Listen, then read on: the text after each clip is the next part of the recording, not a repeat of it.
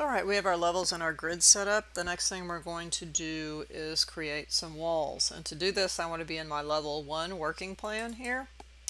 And I'm going to need to get that image from the site plan into my level 1. So I'm going to go back to my site. And I can't pick the image because I have it pinned and I've told Revit not to select pinned objects down here. So I'm going to change that by deselecting this, toggling that. And now I can pick my image and I can unpin it. And I'm going to Control X and copy it to the clipboard. Then I'm going to go to my level 1 and I'm going to go to my modify and I'm going to go to paste align to same place, and it's going to paste it aligned. I'm going to pin it and I'm going to tell Revit not to select pinned objects elements. So now I have that in my view, and I can now begin to model the walls. So the first thing I'm going to do is set up a wall type here, and I will be referring to this image to get thicknesses of things. So for example, it's saying that's number 11 right there for that exterior wall. And if I go to number 11, that is a 300 millimeter concrete wall. We're going to leave them as generic walls for right now, just for schematic purposes. So I'm going to go to Architecture, Wall, and under Basic Wall, there is in the type selector, I'm going to select up at the top is a generic exterior 12-inch wall, and this is a wall that I have made for you. So select that, and we actually want to duplicate it and make it into a 300 millimeter wall.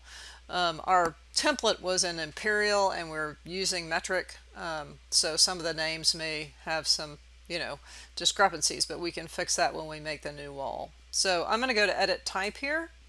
It's going to bring up my Type Properties dialog box, and I am going to duplicate this wall. So I'm going to duplicate it and I'm going to name it Generic Exterior 300 millimeter and click OK.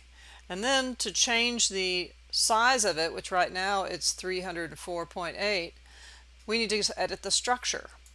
And that will allow us to change that to 300 millimeters right there. Now I can click OK.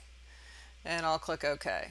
We'll come back later and refine the wall materials and different layers in that wall. Now I need to make sure that I have set up my wall correctly, because I want it to go from the base constraint of level 1, which is perfect, and the top constraint, I don't want it to be unconnected, I want it to go to level 2.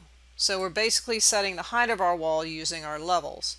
So now what I'm going to do is I'm going to left click on the intersection of these grids, and I'm going to move on over to here.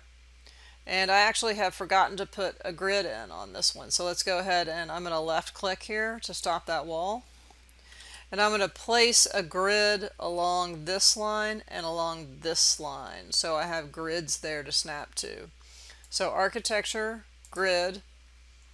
I'm going to come in and left click here and draw along that wall.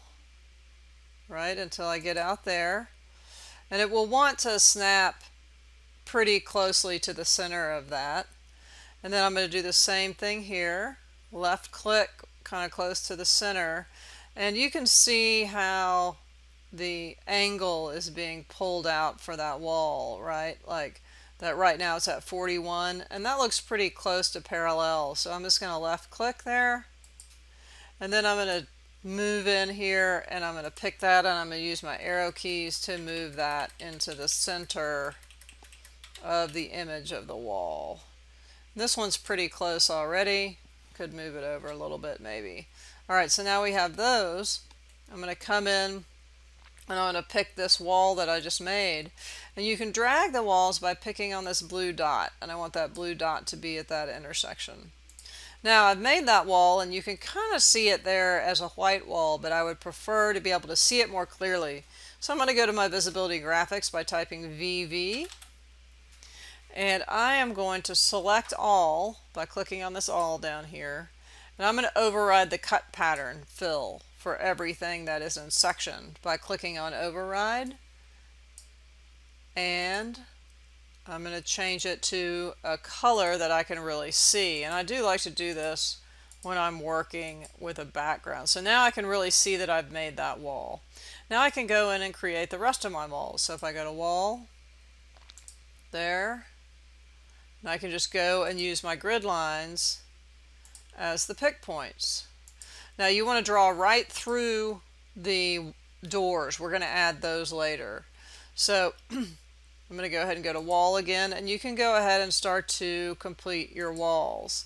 Now, the thicker walls are 300 millimeter walls, and there's another type of wall that's a 200 millimeter wall, and then there's also a 150 millimeter wall. So to create those other wall types, what you're going to do is you can come into your wall command, and with the 300 millimeter wall selected, you can go to edit type, and you can duplicate it, and you can make a 200 millimeter.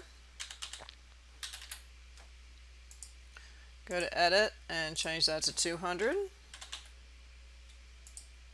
And you can duplicate again and just make 150 millimeter.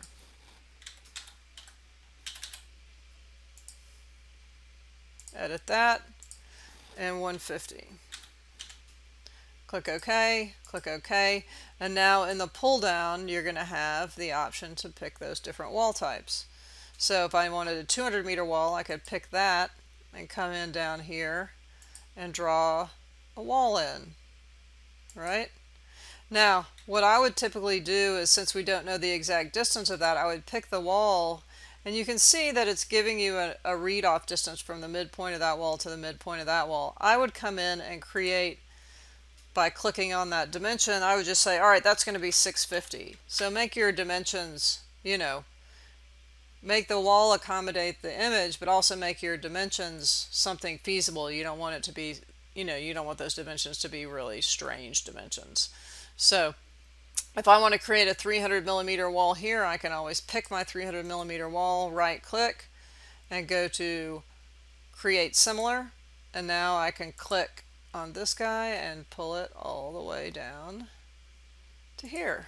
And then if I wanted to pick and create another 200 millimeter wall, I could select that one, right click on it, and go to create similar. And right here I could pick and create another 200 millimeter wall. So just go through and start finishing out your walls. And so when we come back, we'll put a floor in.